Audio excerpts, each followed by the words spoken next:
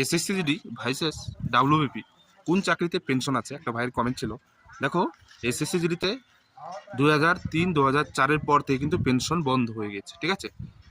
NPS new pension system কিন্তু চালু আছে এসএসসি জিডিতে 2004 পর থেকে। আর ডাব্লিউবিপির কথা বলি, ওয়েস্ট বেঙ্গল পুলিশ, তো ডাব্লিউবি পেনশন এখনও বন্ধ হয়নি, পেনশন জারি আছে। আমার একটা বন্ধু 2019-এ জব পেয়েছে, তাকে আমি জিজ্ঞাসা করলাম যে পেনশন আছে কিনা, সে বললো পেনশন এখনও চালু আছে, পেনশন বন্ধ হয়নি, ঠিক আছে। যারা যারা ডাব্লিউবিতে যেতে চাও, আমি বলবো সবথেকে বেস্ট চাকরি ডাব্লিউবিতে যাও, ঠিক আছে, ফুল পেনশন পাবে, নো প্রবলেম। 60 বছরের চাকরি।